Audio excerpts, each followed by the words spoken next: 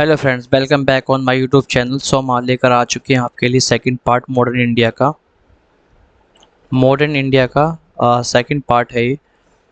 Second part के अंदर हम यूनिट सेकंड देखने जा रहे हैं। ठीक है, ज़्यादा बात करते हुए नहीं करते, हम सीधा पॉइंट पे आते हैं। ठीक है, मेन चीज़ है expansion of the British empire in India. Okay, मैंने सब क्या कि इंडिया का मैं मैप बना देता हूँ। ठीक है, ऐसे मान लो इंडिया का map. Expansion of the British empire, Bengal के अंदर रूल करा किसने? ब्रिटिश ने। मैसूर के अंदर रूल करा, मराठास के ऊपर, पंजाब के ऊपर अवध में। और एक्सपेंस पॉलिसीज, तो क्या वो पूरे इंडिया के ऊपर रूल करने के लिए आए थे? कौन? ब्रिटिश। और कर लिया था ना, क्यों? क्योंकि बिल्कुल पोटेंशियल पावर 18 सेंचुरी में मुगल की पावर बिल्कुल कम हो चुकी थी, जिससे कि सिराजुद्दौला हो चाहे, ठीक है, सिराज फारूक सियारों की पावर बिल्कुल कम हो गई थी। कब? इनकी 1707 में, जब औरंगजेब की मृत्यु हो जाती है। तो ठीक है, रिंग्स ऑफ फायर घेरे की इसमें बात की जाएगी, सबसे डायरेक्टली अलायंस की बात की जाएगी, डॉक्ट्राइन ऑफ लेब्स की भी इसमें बात की जाएगी। ये बहुत इंपॉर्टेंट क्वेश्चन होते हैं जो रिलेवेंट एग्जाम में आते हैं। ठीक है, एग्जाम में आते हैं। हम बात करते हैं बंगाल के अंदर। बंगाल के अंदर जब इन्होंने कब्जा करा था, मतलब क्या एक्सपेंशन किया था ब्रिटिश ने, उस टाइम हुआ क्या था? 1757 से 65 तक एक वॉर होती है, प्लासी का युद्ध होता है। 1757 में सबसे मेन है बक्सर का युद्ध होता है। पूरा 1 बाय 1 बताया जाएगा। उसमें प्लासी के युद्ध में जो और बक्सर के युद्ध में दोनों तरफ से विनर जो हुए थे वो थे ब्रिटिश से। ओके, और मैसूर मैसूर का जो युद्ध हुआ था, वार हुई थी, उसमें 4 युद्ध हुए थे। जब प्रथम अगले मैसूर युद्ध हुआ था 1768 to 69 तक हुआ था, चला था। और सेकंड मैसूर युद्ध हुआ था 1782 84 तक हुआ था। और थर्ड हुआ था 79 to 92। और फोर्थ हुआ था 1799 तक हो चला था। अच्छा, मेन फोकस क्या है इसमें? ये क्वेश्चन आ सकता है, मैच द फॉलोइंग भी इसमें आ सकते हैं।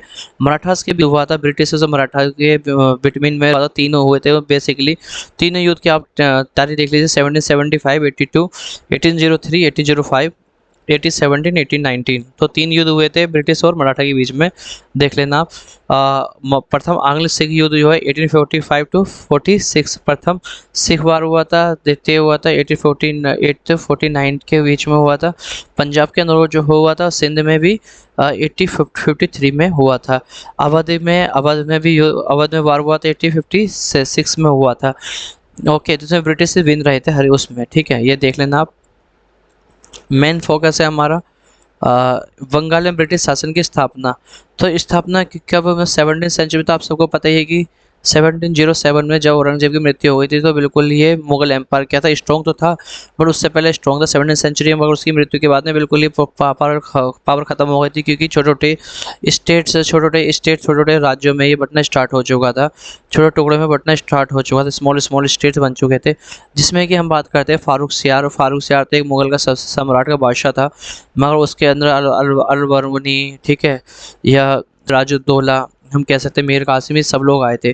ठीक है, तो इन्होंने आगे बिल्कुल बेकार ही कर दिया था, पूरे हिंदुस्तान का नक्शे बदल दिया था। क्यों? क्योंकि किसी ने गोलकुंडा वाले ने मतलब स्वर्ण फरमान जारी कर दिया था। फारूक सियार ने मैग्ना कार्टा, बिल्कुल मैग्ना कार्टा फरमान जारी कर दिया था, मतलब मैग्ना कार्टा कहा गया था उसे। क्लियर? ठीक है, चलते हैं हम आगे की तरफ। तो इसमें क्या होता है कि इसमें रूल कौन कौन कर रहे थे ये हम देख लेते हैं। अवध के अंदर रूल कर रहा था शहादत खां। बंगाल के अंदर मुर्शिद कुली खां, बहुत इंपॉर्टेंट है। हैदराबाद के अंदर जो रूल कर रहे थे निज़ामुद्दीन मुल्क और अशरफ जहां। ठीक है, और कर्नाटक के अंदर रूल कर रहे थे शहजादुल्ला खां। क्वेश्चन आ सकता है कि मुगल जब 1750 के अंदर थे मुगल और ब्रिटिश, तो उस टाइम यहाँ पर रूल कौन कौन कर रहा था? मैसूर में हैदर अली रूल कर रहा था। शिवाजी और पेशवा मराठा में थे। महाराजा रणजीत सिंह पंजाब में रूल कर रहे थे। ओके, बंगाल बंगाल को हम ले क्यों चलना, कि बंगाल से स्टार्ट होती सारी कहानी। बंगाल में क्या है कि बंगाल बिहार और उड़ीसा तीनों मिलाकर ये पहले बंगाल बनाया गया। बंगाल था तो सेपरेट करके नए अलग अलग स्टेट बनाए गए थे इंडिया के अंदर। आज भी बंगाल का प्रशासन क्या था? मुगल प्रोविंस था ही।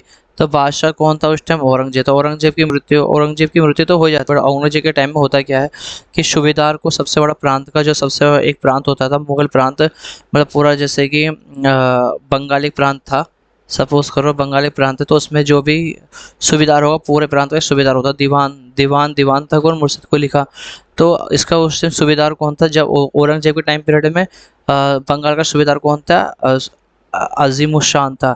जब औरंगजेब की मृत्यु हो जाती है 1707 में, तो फारूक शाह आता है। फारूक शाह सूबेदार नियुक्त करता है किसे, मुर्शिद कुली खां को नियुक्त कर देता है। तो बंगाल में फिर शासन चलता है इनके अकॉर्डिंगली, क्यों इनके अकॉर्डिंग मतलब कि फारूक शाह की जो मुर्शिद कुली खां उसकी फैमिली से चलता है। मुर्शिद कुली खां के बाद आता है मुर्शिद कुली खां के बाद आता है अलीवर्दी खां, अलीवर्दी का सिराजुद्दौला, मीर जाफ़र, मीर कासिम, निज़ामुद्दौला, मुबारक उद्दौला।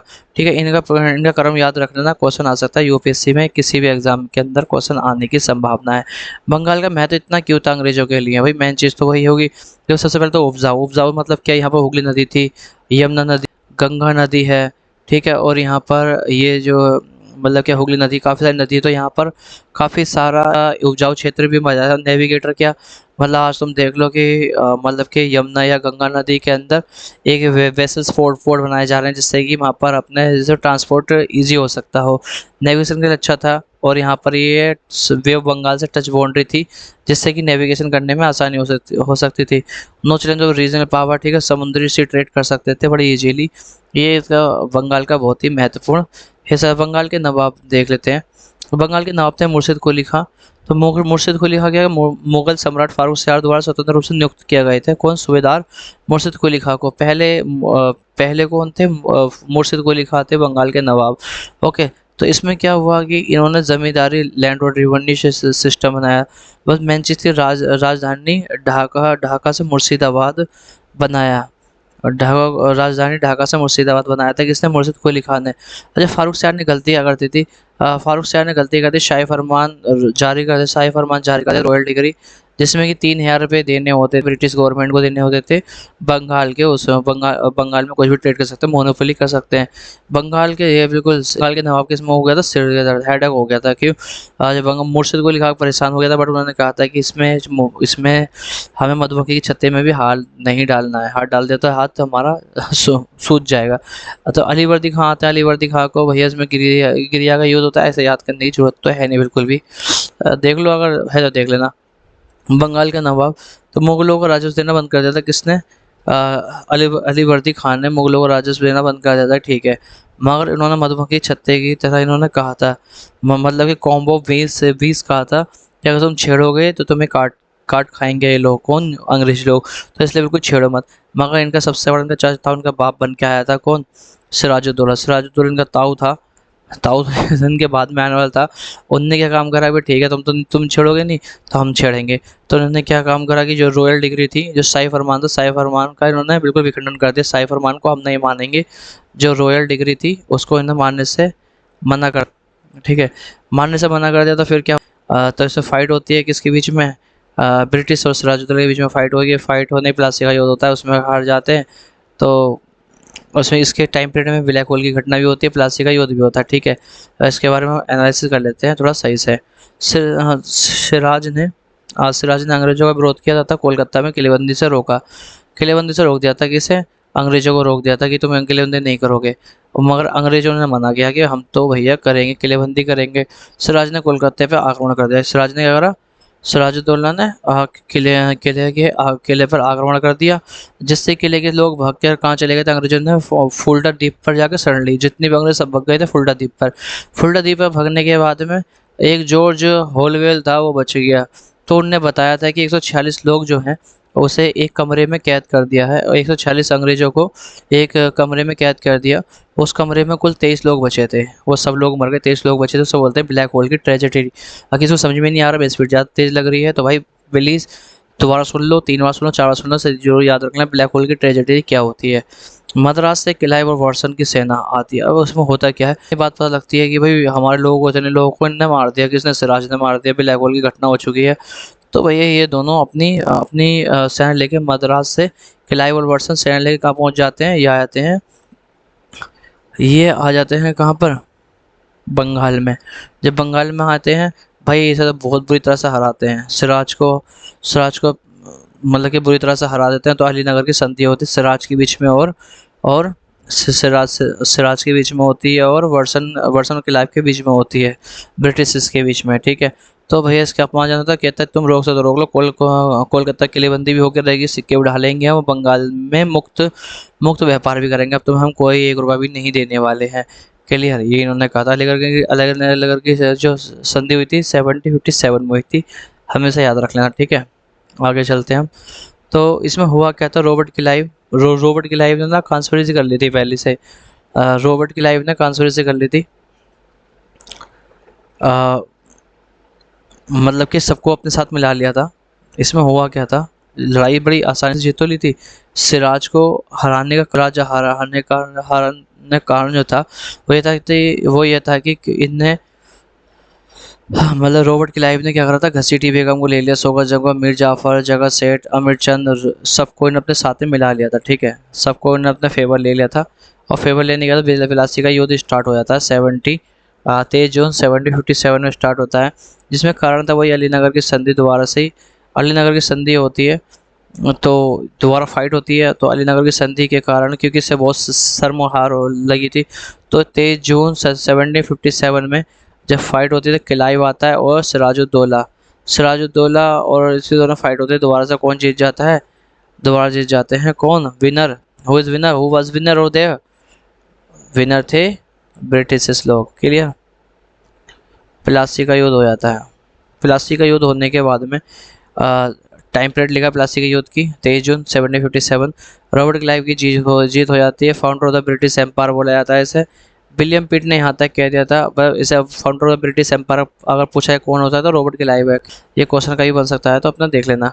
उसे उत्पन्न सेनानायक कमांडर ऑफ हेवंस किसने कहा था, विलियम पिट ने कहा था। बहुत इंपॉर्टेंट, याद रखना किसने कहा था, रॉबर्ट क्लाइव को बोला था।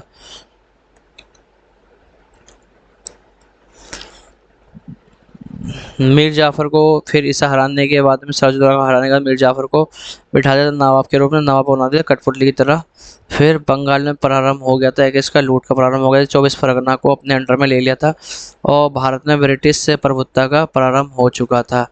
मतलब प्रभुत्ता मतलब British dominance of begin in India. Clear, यहाँ से भारत में जो कहते हैं सोने चिड़िया थी, लूटने का जो आरंभ हो गया था बंगाल से ही स्टार्ट हो चुका था, जब मीर जाफ़र को कठपुतली की तरह बिठा दिया गया था गद्दी पर। ओके, तो नेक्स्ट हम जो स्टार्ट करेंगे, पार्ट 3 स्टार्ट करेंगे हम नेक्स्ट क्लास से, जो कि हमारे 10 से 15 मिनट का रहेगा वो, ठीक है। तो प्लीज़ शेयर एंड सब्सक्राइब करें मेरे चैनल को, और आने वाले टाइम में आपको मैं इकोनॉमी से रिलेटेड भी या करंट अफेयर से रिलेटेड भी आपको इसमें वीडियो मिलती रहेंगी। Thank you for everyone.